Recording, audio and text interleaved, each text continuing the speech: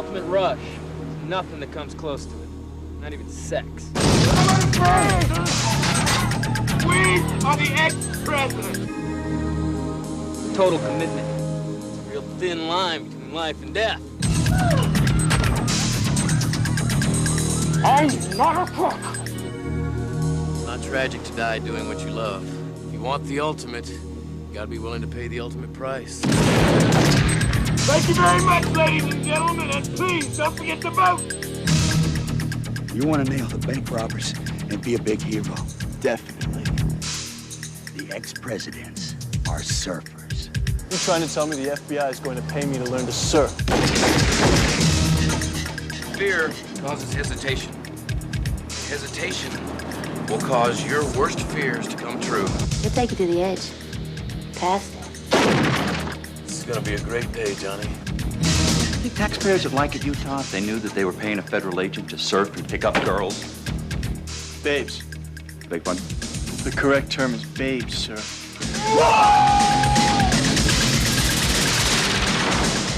Adios, amigos.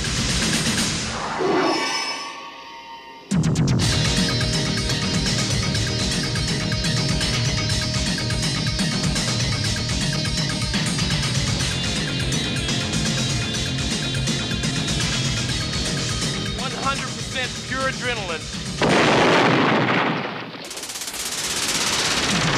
Neither one of you have anything even remotely interesting to tell me. Caught my first tube this morning, sir.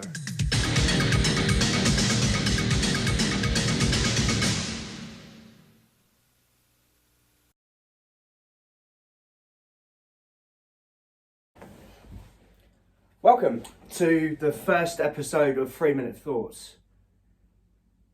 A couple of days ago it came to my attention that New Jack City was going to get a remake. The classic gangster film directed by Mario Van Peebles, starring Wesley Snipes, Chris Rock, Ice-T and Judd Nelson. And it kind of got me down this rabbit hole of what value does actually remaking or rebooting a film make? Of course, some films I believe that do require remakes. 1982, John Carpenter's The Thing. Well, that was a remake of a black and white film in the 50s, which was in turn a remake of a black and white film in the 30s. Another one that really comes to mind there as well is David Cronenberg's classic starring Jeff Goldblum, The Fly. Arguably better, as the special effects get better, they can actually produce more value to it. And I still hold up, and I still stand by what I say, that the Thing and the prosthetics that they used were groundbreaking in that time, and it still holds up. But then at what point do people then think that a remake is a good thing? Anybody that knows me personally knows full well how much of a Nightmare on Elm Street franchise fan I am, of Robert Englund as Freddy Krueger. Classic horror icon. I can't get mad at the 2010 release of the Nightmare on Elm Street remake, because those two brothers that directed it treated it with such love. They introduced fresh aspects such as microsleeps, or the fact that maybe Freddy Krueger was wrongfully accused and that's why he's killing all the kids. They treated the source material with respect. But then you get these guys like the director that decided to remake Alfred Hitchcock's classic Psycho, shot for shot, with Vince Vaughn as Norman Bates. At what point did he think that was a good idea? I really don't know. But the massive elephant in the room for me is, how can somebody think that they can take Paul Verhoeven's classic ultra-violent RoboCop or Total Recall and think they can make it better? And the biggest elephant in the room, Kathryn Bigelow, who is an Academy Award-winning director that's done films such as Near Dark with Bill Paxton, or The Hurt Locker, or Zero Dark 30. She produced and directed an absolutely pitch perfect structure of a heist film that was Point Break, with Patrick Swayze as Bodhi, Johnny Utah, Keanu Reeves, and fantastic Gary Busey as Angelo Pappas.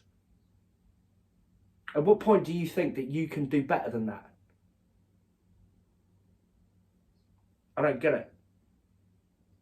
I understand reboots to a point. Sam Raimi's universe of Spider-Man finished, what, about 2007, 2009? Then it was rebooted again in 2012. How many times can you tell the same story? You can't. We all know that he got bitten by a spider. We all know that Uncle Ben dies. Whoops, spoiler. That's why Homecoming and Civil War was so fresh. I want to see genuine sequels. It's like about characters that I care about. That's why I thought that Trainspotting 2 was fantastic. Because I got to see what Renton and Sick Boy and Spud and Big B had been up to for the last 20 years. They're talking about remaking Big Trouble in Little China with The Rock being Jack Burton. You can't. As much as I like The Rock, I think he's actually a fine actor. Jack Burton, there was that thing that Kurt Russell brought to it, that dryness, that irony, that ego, that delusional ego he brought to it that was quite frankly someone else. Leave him alone, man. Just let the classics be classics. What's next? Fucking Jaws? This Calvin and Hobbes is funny. Oranges, sir. Take some oranges. You want some oranges? $1, sir. No. No, Orange, fresh no, pig, we got a sir. lot. We got a lot. $1, sir. No thanks. Good luck. God. For a turkey cemetery. Oh.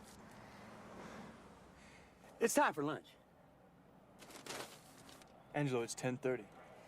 Right around that corner, there is a sandwich shop. They sell meatball sandwiches. Best I've ever tasted. Would you go get me two? Come on, partner. Two. Thank you.